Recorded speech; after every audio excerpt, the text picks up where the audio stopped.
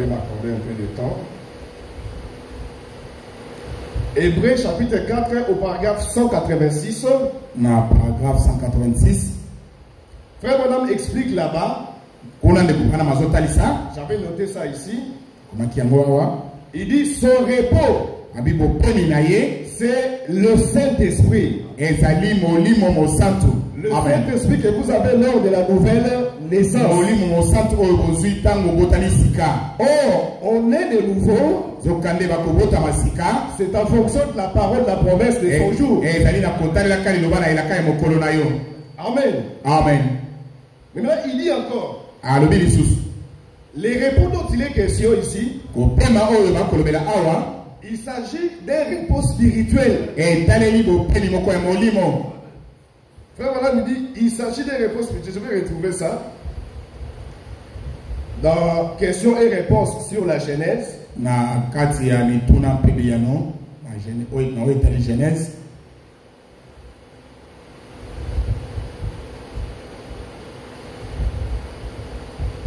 À partir du paragraphe, on peut commencer à partir du paragraphe 158. Il dit maintenant, écoutez attentivement. Il dit que celui qui écoute dise Amen. Et ici on dit, l'assemblée dit Amen. Mais vous n'avez pas dit Amen. Il dit écoutez. Dieu fixe de nouveau un certain jour. Il détermine un jour. Le sabbat. Il dit, est-ce vrai? Il fixa le 7e jour de la semaine pour être un sabbat. Il dit, aujourd'hui, si longtemps après, jusqu'à ce que Jésus vienne, vous voyez, la première fois, il dit aujourd'hui, si vous entendez sa voix, n'endurcissez pas vos cœurs. Il y a un nouveau repos à venir. Il ne dit pas un repos physique. Il dit un repos spirituel. Donc actuellement, lorsque nous croyons à la parole de la promesse, nous entrons dans les repos. Le frère Madame explique, il dit il s'agit d'un repos spirituel.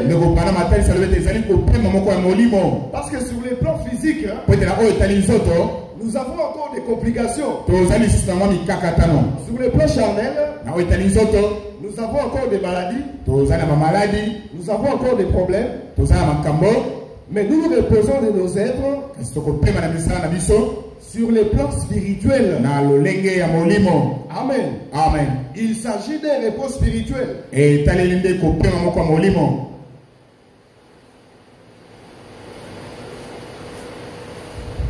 Et lorsque nous lisons maintenant ce que frère Franck dit,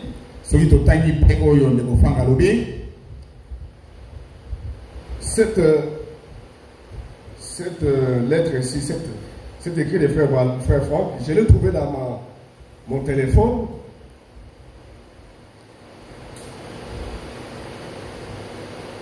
Il dit ceci, c'est le serviteur de Dieu. Oui, donc ce livre de frère Franck est intitulé Les serviteurs de Dieu. Et lorsque vous lisez à partir de la page 12, au premier paragraphe, il dit Dieu a accompli son œuvre ici sur terre. Si nous avons compris cela, donc si nous comprenons l'œuvre que Dieu a accomplie sur la terre, il dit alors nous entrons dans les repos. Frère Franck explique la condition pour entrer dans les repos. Il faut avoir compris l'œuvre que Dieu a faites sur la terre. Et lorsque nous lisons dans Jean 6,29, il a été posé la question à Jésus. Que devons-nous faire pour accomplir l'œuvre de Dieu? Il lui a été dit, il a répondu, l'œuvre de Dieu, c'est que vous croyez en celui qu'il a envoyé. C'est lorsque vous croyez à la personne que Dieu a envoyée, c'est alors que vous accomplissez l'œuvre de Dieu. Amen. Amen. Mais pas seulement croire à la personne que Dieu a envoyée, mais recevoir la parole de la promesse prononcée par cet homme. Parce que dans Jean 3,31, il dit l'homme que Dieu a envoyé dit les paroles de Dieu. La personne que Dieu a envoyée dit les paroles de la promesse de votre jour. Et c'est lorsque vous croyez en ces paroles-là, c'est uniquement dans ces conditions que vous entrez dans les repos. Donc nous, tels que nous sommes là, nous sommes dans les repos parce que nous avons cru à la parole de la promesse de notre jour. Et nous avons reçu le Saint-Esprit lors de la nouvelle naissance. Et ce Saint-Esprit que nous avons reçu lors de la nouvelle naissance fera en sorte que nous soyons aussi baptisés du Saint-Esprit.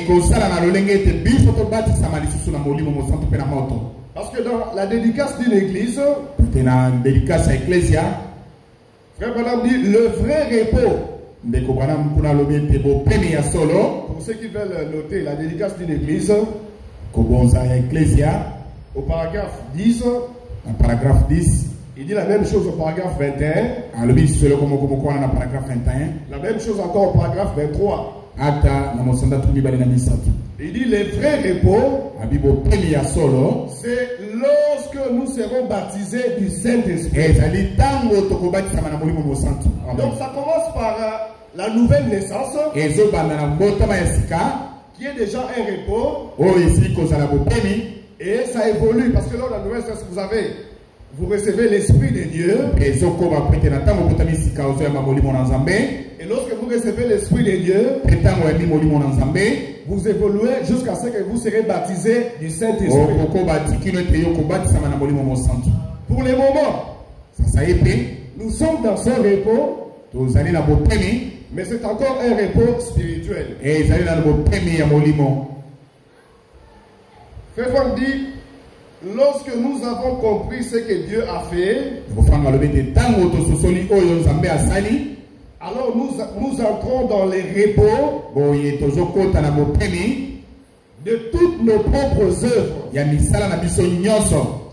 Et nous nous reposons dans l'œuvre que Dieu a accomplie pour nous.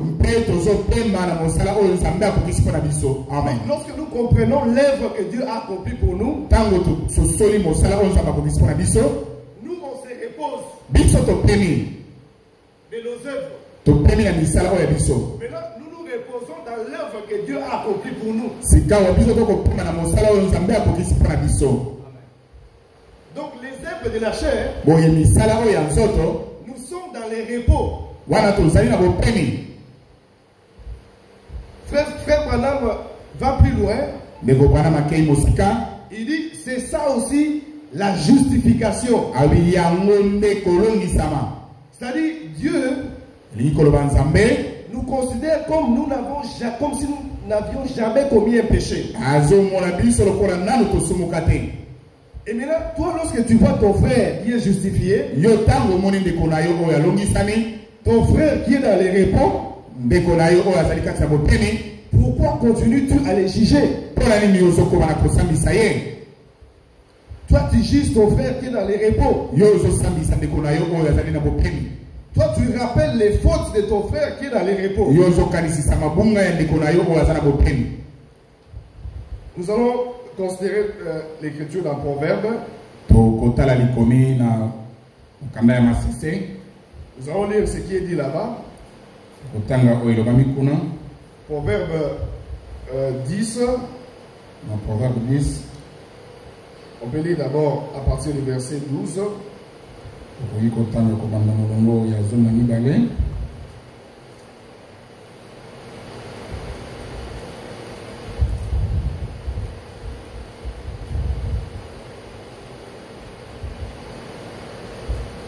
Ici on dit, la haine excite des querelles.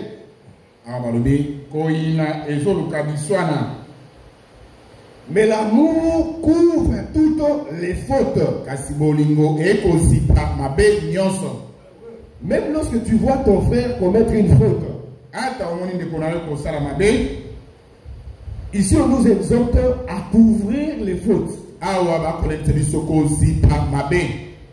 Mais lorsque tu vois ton frère qui est déjà dans les repos comme toi, ton frère qui est justifié, commettre une faute qui ne mène pas à la mort, c'est toi qui es la première personne à publier cela. Et surtout lorsqu'il s'agit d'un serviteur de Dieu. Vous prenez la faute qui a été commise par un homme de Dieu et vous commencez à publier ça. Ce n'est pas juste. Nous allons encore voir Proverbe 17.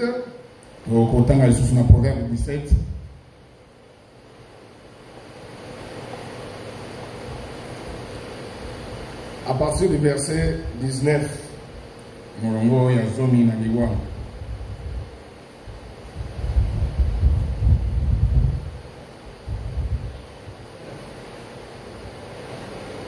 Non, à partir du verset 9. Ouais.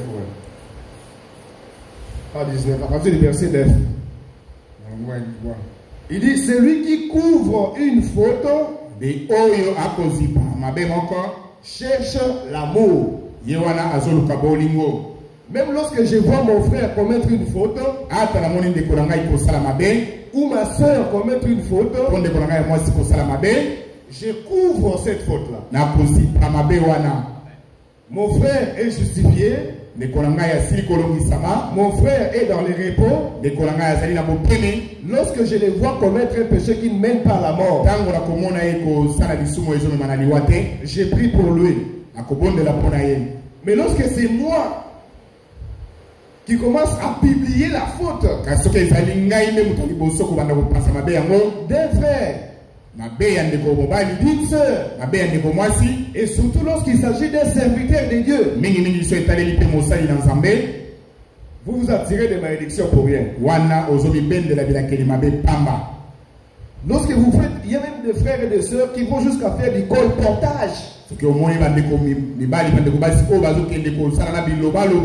sur les noms des hommes de Dieu. Les colportages sur les enfants de Dieu. Ici on dit, c'est lui qui couvre une faute. Cherche l'amour. Si j'aime mon frère Gédéon, même si je vois qu'il a commis une faute, je vais la couvrir. Mais lorsque moi je publie la faute d'un frère ou bien d'une soeur, ça veut dire que je ne cherche pas l'amour. Je n'ai pas l'amour envers ces frères-là. Je n'ai pas l'amour envers cette sœur-là. C'est ainsi que je cherche à publier sa faute. Mais pourquoi? Pour le discréditer. Un enfant de Dieu né de nouveau qui se trouve dans les repos, les repos spirituels, mais vous publiez ces fautes pour les discréditer, pour le faire haïr. Ce n'est pas une bonne chose. Nous sommes obligés de vous enseigner ces choses. Parce que la nouvelle naissance n'est pas un slogan. La nouvelle naissance, frère Franck a dit, c'est une expérience. Il faut que chacun de nous fasse l'expérience de la nouvelle naissance. Et frère Franck dit, cela doit nous conduire à mettre en pratique toute la parole de Dieu. Ici, on demande de couvrir les fautes. Mais lorsque vous commencez vous-même à publier, vous savez, lorsqu'on passe ici devant, lorsque nous prêchons ici, nous sommes parfois saisis par l'Esprit de Dieu. Il peut y arriver que Dieu vous inspire. Et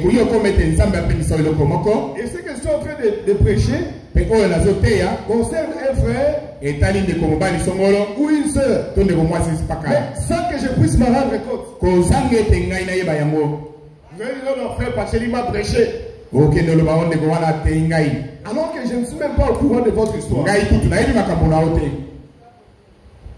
Lorsque vous venez ici pour voir des erreurs,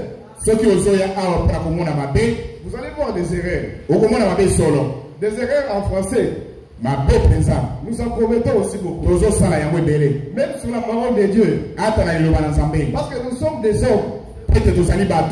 Mais lorsque vous venez ici pour voir Dieu, vous allez également voir le Seigneur. Tout dépend de la façon dont vous venez à l'église. C'est pourquoi avant de venir à l'église, vous devez vous préparer. Il faut prier. Demander à Dieu qu'il vous parle personnellement. Amen. Amen. Faites attention lorsque vous faites les compotages. Surtout en ce qui concerne les enfants de Dieu. Nés de nouveau. Frère Franck dit, chaque fois qu'une personne vient pour vous parler, il faut chercher à savoir quel est l'esprit qui est derrière cette personne.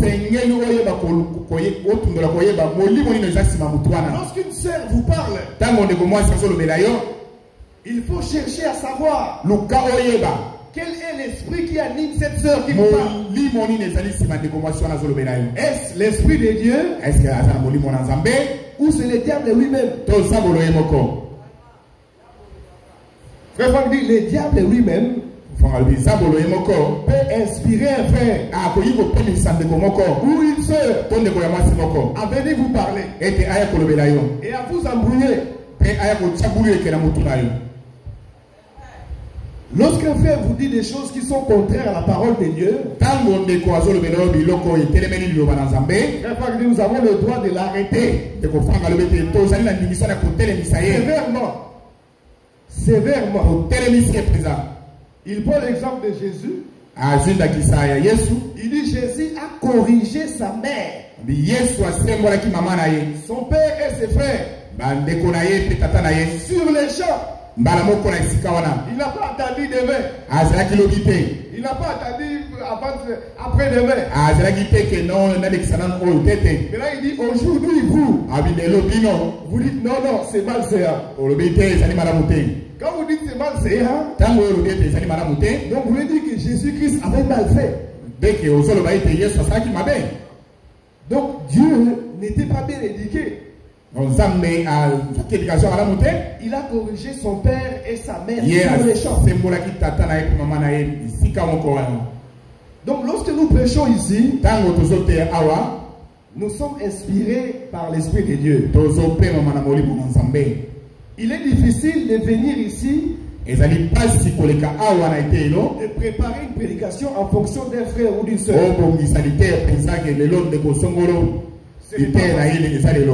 Mais souvent lorsque les serviteurs de Dieu montent sur la chair, ils sont emportés par l'Esprit de Dieu. Et la façon dont l'Esprit de Dieu le conduit, il vous enseigne. Il vous dit la vérité de la part du Seigneur. Mais si vous vous retrouvez dans ce qui a été enseigné, il faut remercier Dieu. Amen. Amen. Il est écrit, mon fils accepte la correction. Car c'est comme des fils que Dieu vous considère.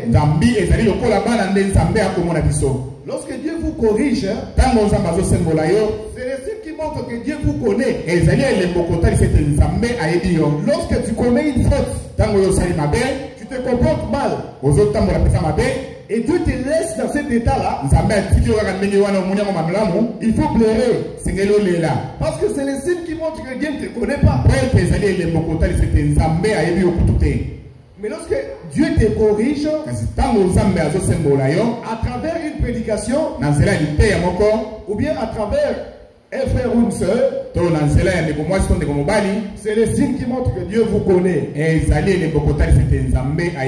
Recherchons la paix avec douceur et la sanctification, sans laquelle, la Bible dit, personne ne verra le Seigneur. L'apôtre Paul va plus loin. Il dit, si ça ne dépend que de vous, si ça ne dépend que de vous, recherchez la paix avec tous. Donc il faut que j'aille voir le frère. Qu'il ne m'adresse pas la parole. J'ai pas les voix, frère. Pourquoi tu ne me salues pas? Shalom, frère. Shalom, sœur, pourquoi tu ne me salues pas? Shalom, sœur. Shalom, si ça ne dépend que de moi. Vous savez, il ne faut pas dire non, non. On nous a enseigné nous deux, pourquoi est-ce que lui n'a pas changé? Cette parole, lorsqu'elle est apportée, elle n'est pas destinée à changer tout le monde. Mes frères, lorsque la parole de Dieu est prêchée, elle n'est pas destinée à changer tout le monde. Si toi tu peux changer, change. Ne suis pas un frère ou bien une soeur. Non, parce qu'on nous a prodigué des conseils, nous deux. Mais lui n'a pas changé. Alors moi aussi je reste dans ma position. Cette parole n'est pas destinée à changer tout le monde. C'est seulement les brebis qui peuvent changer. Amen. Mais les boucs ne peuvent pas changer. Toi tu es brebis, tu te compares à un bouc. Tu dis mais pourquoi lui n'a pas écouté? Non, moi aussi je n'écoute pas. Mais c'est un bouc. Comment veux-tu qu'il se comporte en brebis? Et on a appris qu'à l'église, il y a toujours 3 sortes de croyants. Le vrai croyant, les soi-disant croyants, et les incrédules. Et Frère Bob explique, il dit, la mauvaise catégorie de toutes, c'est les soi-disant croyants qui fait semblant d'être sœur, semblant d'être frère, mais un soi-disant croyant. Donc cette parole n'est pas destinée à tout le monde. Lorsque vous l'écoutez, si vous pouvez changer, n'attendez pas qu'un frère change. N'attendez pas qu'une sœur change. Si ça ne dépend que de vous, recherchez la paix avec tous. Et la sanctification, sans laquelle personne ne verra le Seigneur. Ici on dit celui qui couvre une faute cherche l'amour. Hébreux, Proverbe 17 verset 9. Vous allez dans Proverbe 17 verset 9. Et celui qui la rappelle dans ses discours divise les amis.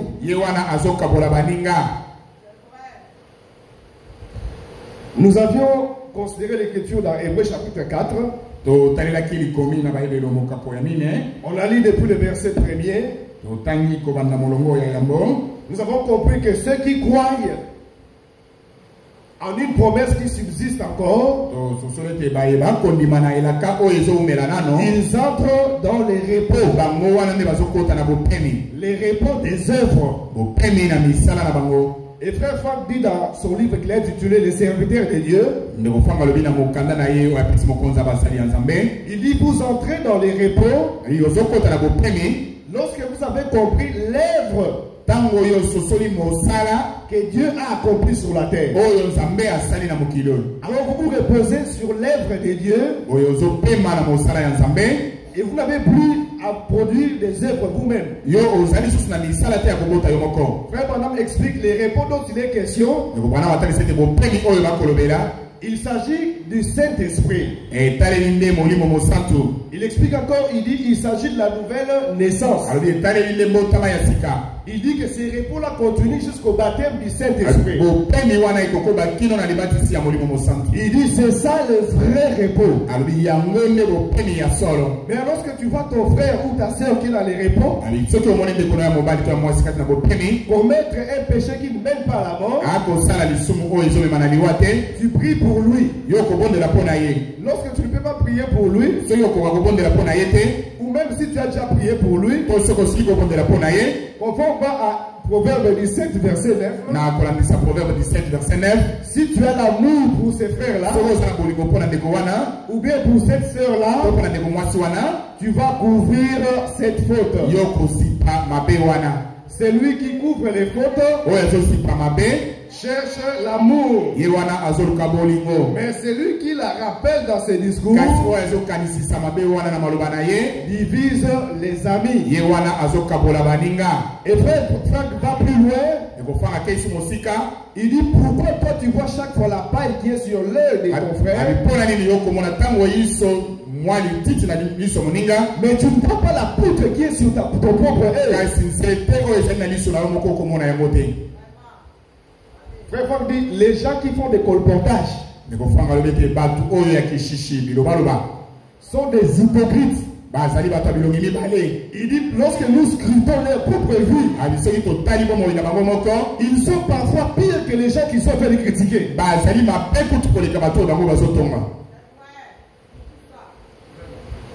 Dans ces messages de l'heure, nous avons reçu tous les conseils. Vous savez, j'ai lu un conseil de frère Franck, je ne sais pas si je vais le retrouver, sur le secret.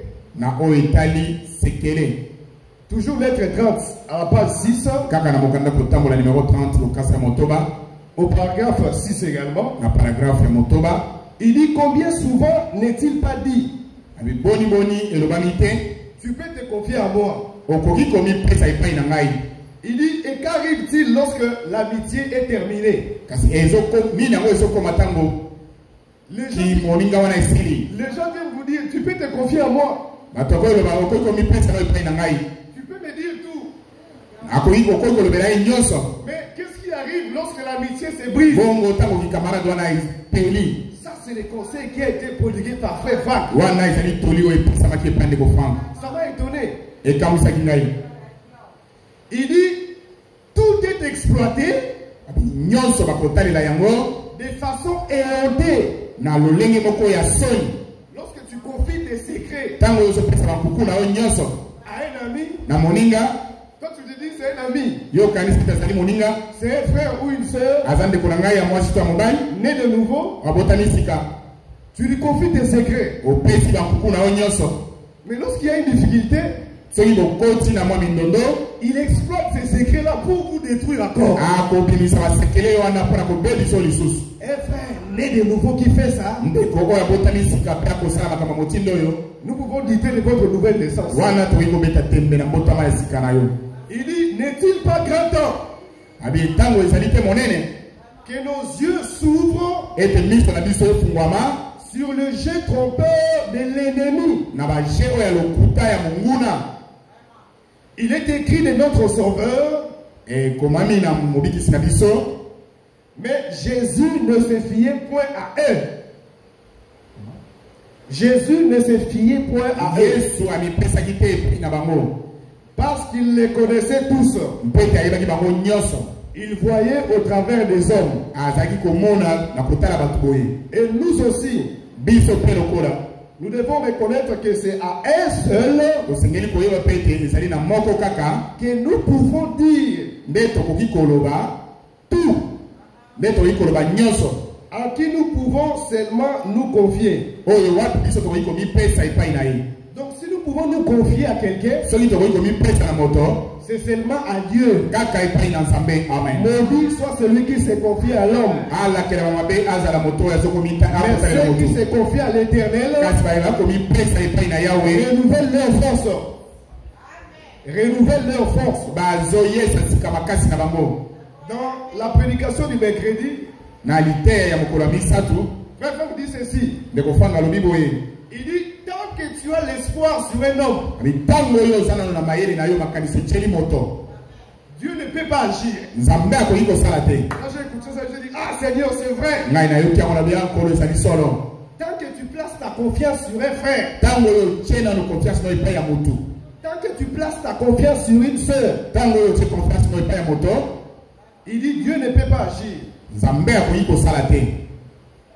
Voilà. Il dit, Christ en nous. C'est la prédication du samedi 26 de Frère Franck. Il dit, Christ en nous, l'espérance de la gloire. Il dit, c'est là où il n'y a plus d'issue terrestre. C'est là où il n'y a plus d'issue. Il dit, là où personne ne peut t'aider. Lorsque tu vois que plus personne ne peut t'aider, que le Seigneur bénisse le frère Charles qui me prodigue beaucoup de conseils à ce sujet. Lorsque tu vois que personne ne peut t'aider, quand tu sens que tu n'as rien, que tu ne peux plus rien faire, il dit, c'est là que Dieu intervient. Amen. Si tu l'invoques, il va te répondre. Amen. Car il a dit, invoque-moi dans les moments de détresse et je te répondrai. Amen. Alors Frère Franck explique, il dit pourquoi. Lorsqu'il n'y a personne qui peut t'aider, Dieu refuse d'agir.